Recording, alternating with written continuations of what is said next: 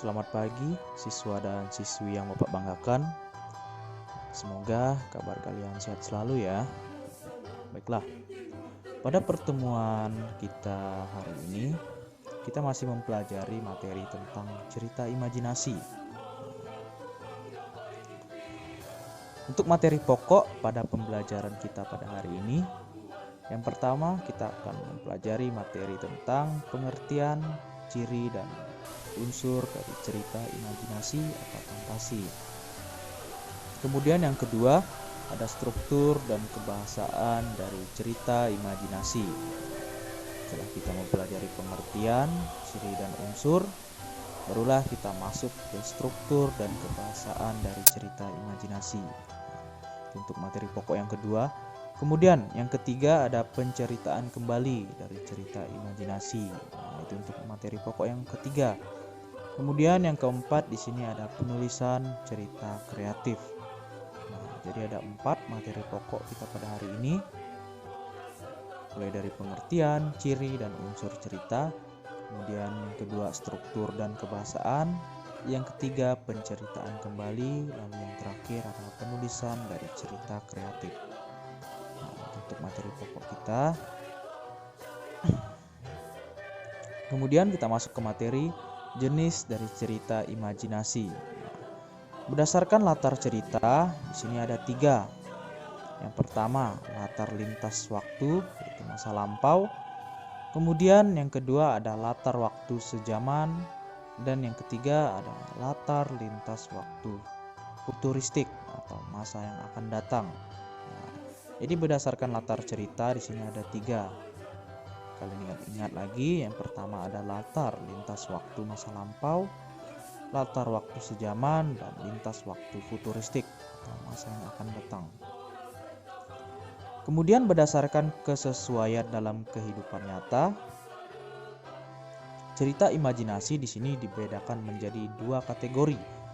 Itu sebagai berikut.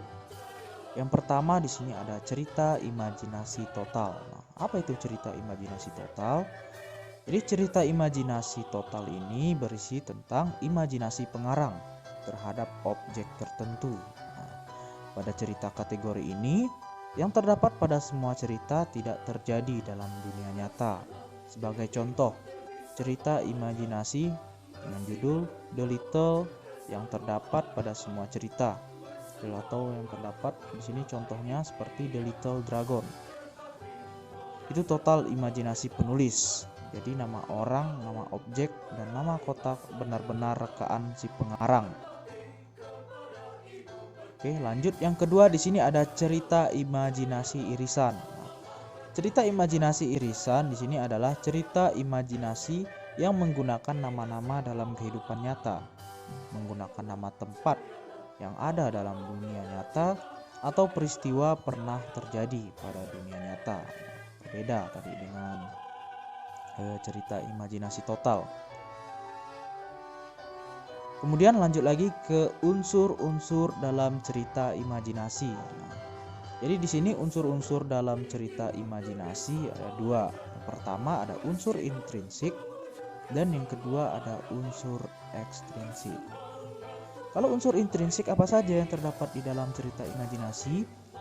Di sini unsur intrinsik yang pertama ada tema, latar, penokohan, sudut pandang, amanat, alur, dan konflik. Itu merupakan termasuk ke dalam unsur intrinsik dari cerita imajinasi. Lalu untuk unsur ekstrinsiknya ada apa saja dalam cerita imajinasi? Di sini unsur ekstrinsiknya yang pertama ada bahasa, latar belakang, nilai-nilai yang terkandung dalam cerita imajinasi. Itu yang berkaitan dengan unsur ekstrinsik yang terdapat di dalam cerita imajinasi. Oke, lanjut. Unsur intrinsik cerita imajinasi. Tadi yang pertama ada tema. Apa itu tema? Di sini tema adalah makna yang dikandung oleh sebuah cerita. Tema dapat bersinonim dengan ide utama dan tujuan utama. Jadi tema itu bukan judul ya, berbeda dengan judul. Di sini tema merupakan gagasan dasar umum atau dasar cerita sebuah karya yang digunakan pengarang untuk mengembangkan cerita. Nah, contoh tema yang diangkat antara lain seperti cinta atau cinta terhadap Tuhan, cinta tanah air, ataupun cinta terhadap orang tua.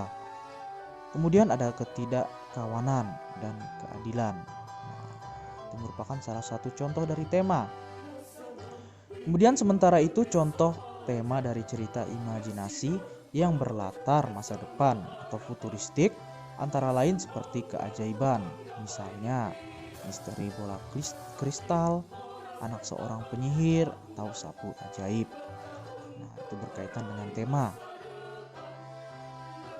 Kemudian latar. Nah, latar atau setting juga disebut sebagai landas tumpu atau menyaran pada pengertian tempat, hubungan waktu, dan lingkungan sosial, atau tempat terjadinya peristiwa-peristiwa yang diceritakan. Nah, itu berkaitan dengan latar. Untuk latar di sini terbagi menjadi 3.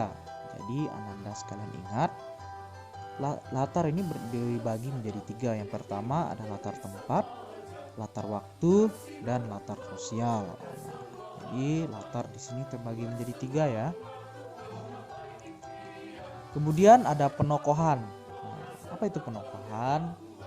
Jadi di sini penokohan adalah pelukisan gambar dan jelas tentang seseorang yang ditampilkan dalam sebuah cerita. Lukisan gambaran tokoh cerita ditafsirkan memiliki kualitas moral atau kecenderungan tertentu seperti yang diekspresikan dalam ucapan dan aspek yang dilakukan dalam tindakan. Nah, jadi penokohan di sini adalah pelukisan watak si tokoh dalam cerita imajinasi tersebut. Nah, itu berkaitan dengan penokohan. Kemudian di sini ada lagi namanya sudut pandang. Apa itu sudut pandang? Sudut pandang atau point of view merupakan cara pandang yang digunakan pengarang atau si penulis cerita untuk menyajikan tokoh, tindakan, latar, dan berbagai peristiwa yang membentuk cerita. Itu untuk sudut pandang. Sudut pandang di sini dibagi menjadi 3. Ada sudut pandang orang ketiga, orang pertama, dan campuran. Itu sudut pandang yang orang yang ketiga di sini. Narator adalah seseorang yang berada di luar cerita yang menampilkan tokoh-tokoh cerita dengan menyebut nama diri atau kata ganti orang ketiga, misalnya menggunakan nama orang seperti Delia, Andi, Yusuf, Adi, Farhan. Untuk sudut pandang orang ketiga. Kemudian yang kedua di sini ada sudut pandang orang pertama. Di sini narator adalah seseorang yang ikut terlibat dalam cerita. Ia adalah si aku, tokoh yang mengisahkan kesadaran diri sendiri. Untuk sudut pandang orang pertama, dia biasa dalam cerita imajinasi tersebut menggunakan kata aku, tidak menggunakan nama orang. Di sini untuk sudut pandang orang pertama, biasa untuk penulisan dari cerita imajinasinya itu menggunakan kata aku. Kemudian sudut pandang campuran. Dalam pengisahan cerita, pengarang menggabungkan antara sudut pandang orang pertama dan sudut pandang orang ketiga. Jadi untuk sudut pandang campuran ini dia bisa menggunakan nama orang, misalnya seperti tadi Delia, Andi, atau menggunakan kata dia dan mereka. Dan juga dicampur, bisa juga menggunakan kata aku, seperti sudut pandang orang pertama. Nah, itu untuk berkaitan dengan materi sudut pandang. Kemudian di sini ada amanat. Amanat adalah pesan yang ingin disampaikan dalam sebuah cerita, atau pesan dalam sebuah cerita mencerminkan pandangan hidup si pengarang. Pesan yang ingin disampaikan pengarang disebut sebagai pesan moral.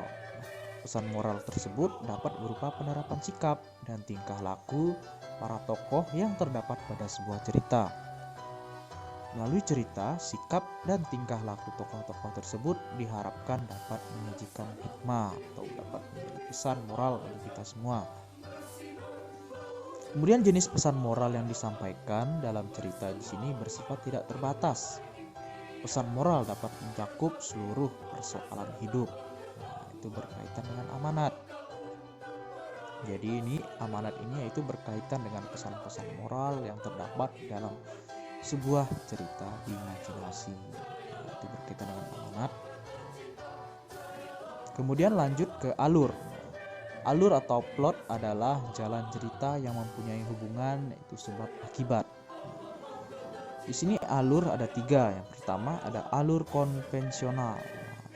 Pengertian alur progresif atau alur maju yaitu peristiwa dalam cerita dinarasikan secara kronologis atau urut dari awal sampai akhir.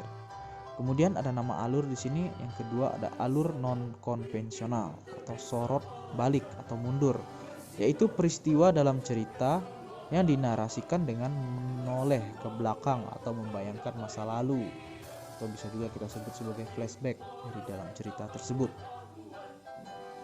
Kemudian ada alur campuran.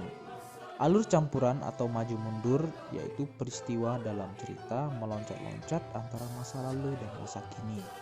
Jadi untuk alur campuran ini ada 2, yaitu menggabungkan antara masa lalu dan masa kini. Kemudian yang selanjutnya ada konflik. Konflik adalah sesuatu yang dramatik. Konflik mengacu pada pertarungan antara 2 kekuatan yang seimbang atau menyiratkan adanya aksi dan balasan aksi. Kemudian di sini konflik dibedakan menjadi 2, yaitu ada konflik internal, konflik eksternal. Apa itu konflik internal? Jadi konflik internal adalah konflik yang terjadi dalam diri seseorang atau tokoh. Sedangkan konflik eksternal adalah konflik yang terjadi antara tokoh dengan sesuatu atau tokoh lain di luar dirinya. Konflik ini juga dapat terjadi antara tokoh dengan lingkungan sekitarnya atau alam. Itu berkaitan dengan tokoh. Jadi unsur intrinsik sudah, kemudian kita lanjut ke unsur ekstrinsik dari cerita imajinasi. Di sini unsur ekstrinsik yang pertama ada bahasa. Bahasa merupakan saran yang digunakan dalam karya sastra yang dipengaruhi oleh bahasa pengarang. Unsur bahasa daerah dimungkinkan masuk ke karya sastra tersebut, atau bahasa pengarang yang berkaitan dengan unsur ekstrinsik. Lanjut ke latar belakang pengarang. Latar belakang pengarang meliputi pemahaman kita terhadap sejarah hidup pengarang dan juga sejarah hasil karangan-karangan yang ditulis pengarang sebelumnya.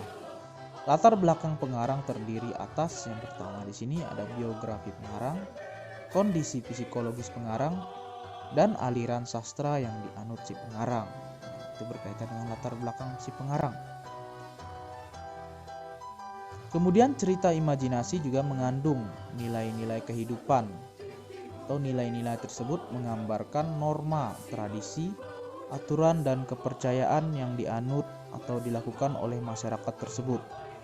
Di sini nilai-nilai tersebut meliputi yang pertama ada nilai moral, nilai sosial, nilai budaya, nilai religi, dan nilai politik. Jadi itu saja untuk materi kita mengenai teks cerita imajinasi. Jadi semoga materi yang Bapak paparkan ini dapat bermanfaat untuk kalian semua. Jadi kalian ingat-ingat mengenai unsur dari cerita teks imajinasi ini ada 2. Yang pertama ada unsur intrinsik dan juga unsur ekstrinsik. Jadi untuk itu saja materi kita pada hari ini. Semoga penjelasan materi yang Bapak sampaikan dapat bermanfaat dan menambah wawasan dan ilmu pengetahuan kalian. Oke, sekian dan terima kasih Bapak ucapkan. Selamat pagi dan salam sejahtera untuk kita semua.